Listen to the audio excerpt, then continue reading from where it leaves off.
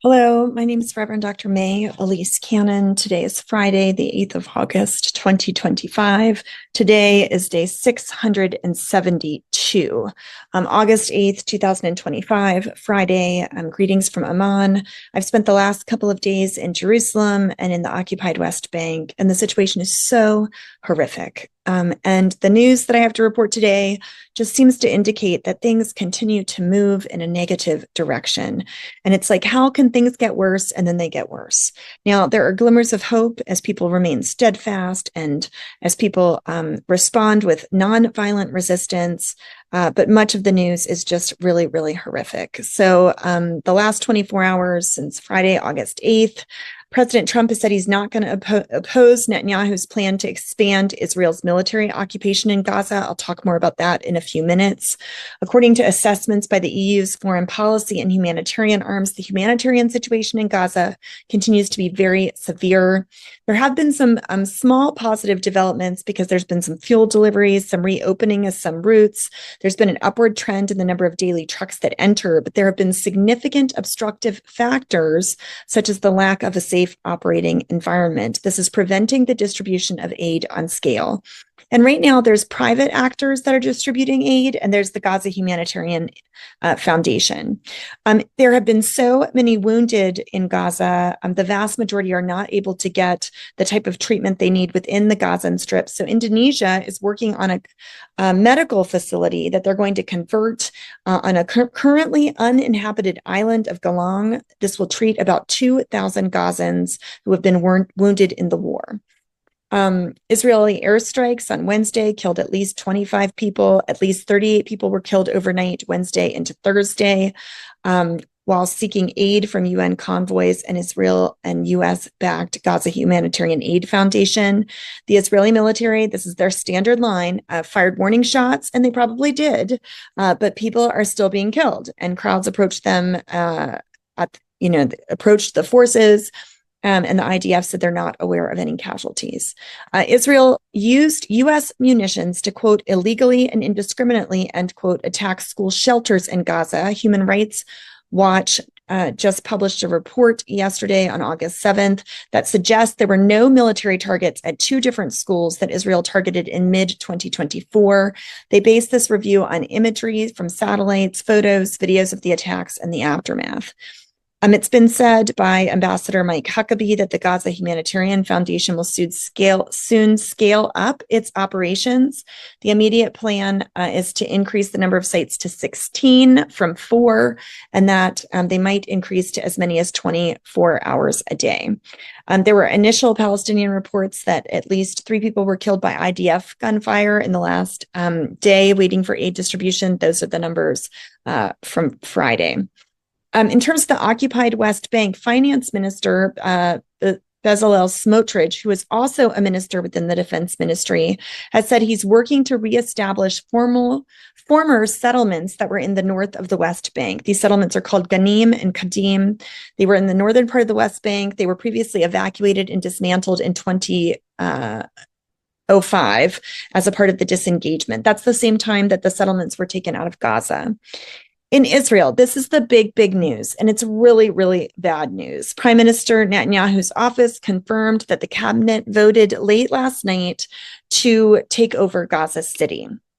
Now, what's that mean? It means a complete military occupation of the city. The Israeli cabinet is calling this plan a plan to defeat Hamas. You'll recall that many have said Hamas is an ideology. It cannot be defeated. Many in the Israeli security establishment have said that the war aims in Gaza have been completed. They've even said that the war in Gaza is no longer a just war. So Gaza City is about 25% of the entire strip. The IDF took control of it previously, early on in the war, and then moved to the south, and they have yet to conquer it. And now so much of the population has moved back to the north. There are also several refugee camps in central Gaza. The decision to highlight Gaza City indicates that the military takeover will be gradual and will at least start there. The operation will likely require the evacuation of about 800,000 Gazans. Now, these are populations that have been displaced at least once, if not twice, numerous times. Some families have been displaced dozens of times, but numerous displacements. This is a huge part of the population. When the war began in October 2023, the North Gaza area was about 1.3 million. 800, those were all displaced to the south, or the vast majority were displaced. And there's about 800,000 that came back or continued to reside there.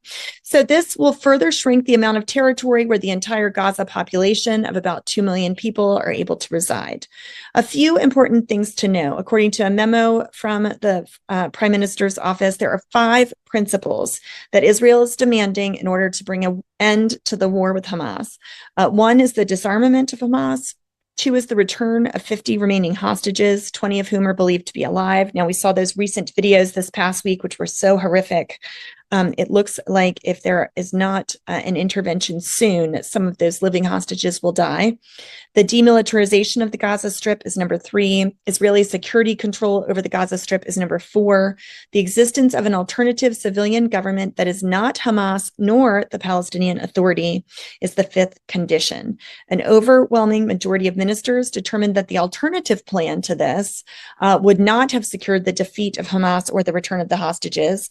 We don't know specifically what that plan was, but we can presume that it could be referring to the proposal that was presented by the IDF Chief of Staff, Eyal Zamir, who expressed his opposition to the occupation of the Gaza Strip. He said he feared it would lead to a humanitarian disaster, it would risk the life of hostages and also the lives of soldiers. Now, a couple things remain unclear. It's unclear why the statement only refers to the conquering of Gaza City and not the occupation of the entire Strip, as Netanyahu announced yesterday. It's also unclear whether or not unconquered areas outside of Gaza City will be taken over as part of the plan authorized by the Security Cabinet. Now, the opposition to the Security Cabinet said this will be a disaster for generations. Opposition leader Yair Lapid called the move a disaster that would lead to many more disasters, and that it's a complete contradiction to the opinion of the military and security ranks. National Security Minister Ben Gvir, Finance Minister Smotrich, 2 of the most far-right members of the Israeli cabinet, dragged, quote, Netanyahu into a move that would take months, leading to the deaths of hostages, the killing of many soldiers, the costs of tens of billions of dollars to the Israeli taxpayer, and to lead to a political collapse. Hostages Forum also said that this plan was foolish and that they were sentencing captives to death. They said it would cause a colossal disaster. God have mercy. In other news related to Israel, I wanted to make sure you're aware of a pipeline. It's called the Leviathan Pipeline.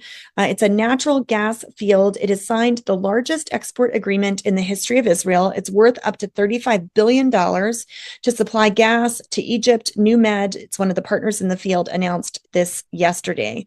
The deal should ease the energy crisis in Egypt, which has spent billions of dollars on importing liquefied natural gas since its own supplies have fallen short of the demand. Egypt also said that they were opposed to this Gaza takeover plan, that it will also lead to the execution of hostages. They sent a warning message to the United States about this, and the Lebanese news reported this, citing an Egyptian diplomat. In terms of Iran yesterday executed one of its nuclear scientists over allegations that he had spied for Israel and had facilitated the assassination of another nuclear scientist. I think is the third execution I've read about in Iran just in the recent days. And in Lebanon, Hezbollah yesterday said it would disregard a decision by the government establishing a monopoly on state arms. The group up to date has refused to give up its arsenal despite calls from the U.S. and domestic rivals.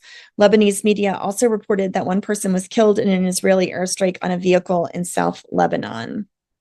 Other Middle East news, Turkey has demanded that the UN intervene to prevent Israel's actions in taking over Gaza City. That was their foreign ministry calling on the international community and the UN Security Council to act to prevent the implementation of this plan. The ministry says Israel must immediately halt its war plans, agree on a ceasefire in Gaza, and start negotiations towards a 2-state solution, saying each step by the Israeli government to forcibly displace Palestinians from their own land deals a heavy blow to global security. Normally, I close with a story of Christians in the Middle East, but today I wanted to close with the words of someone who's from, as far as I know, a non-religious group, but their actions are so Christ-like. I wanted to highlight them.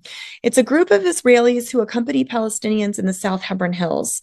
These communities are under threat. This is Umm al-Khair, Musafiriyata, This group of people uses their privilege to give witness and to accompany Palestinians in their suffering. You've heard the story just of the last 10 days to 2 weeks ago about the young man who was killed in El Khair, one of the Hathaleen family. I learned this week that the Israeli justice system won't consider accountability unless there's an autopsy, which is considered forbidden by Islamic law.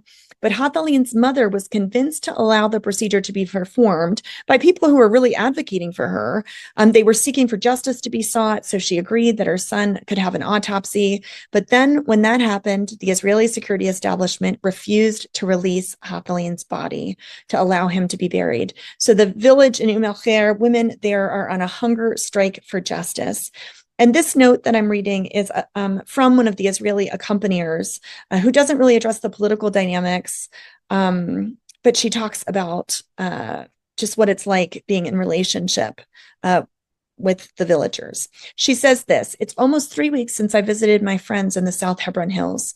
Due to my second knee surgery, I'm praying that there are no more dramatic I've been praying that there would be no more dramas that take place other than what those we face daily in the area. But they have happened, and this has happened. Alda Hathaleen from Khair was shot to death 10 days ago. I could not be there, for I am yet able to walk. I have not written yet, as I am not yet able to digest the reality." This other person could not be there because his mother passed away. The other members of the group visit there almost every day. The people of Khair are a part of our families, and we are a part of theirs. 17 years of deep relationships. You probably know the details of what has happened since they were published internationally. The evils of the Israeli occupation have mounted daily until this terrible shooting, and they continue to mount on the back of Alda's death and on the back of the family and the grieving community. Sometimes it feels as if there's no words, no human capacity to contain. I have no strength at all to describe the details as I usually do. I will write, I will speak. Surely I will. But for the time being, I just want to beg your pardon for not writing for so long. We are in deep mourning, and we let it be for as long as the pain needs to be held. May God go before us towards peace in the name of Christ. Amen.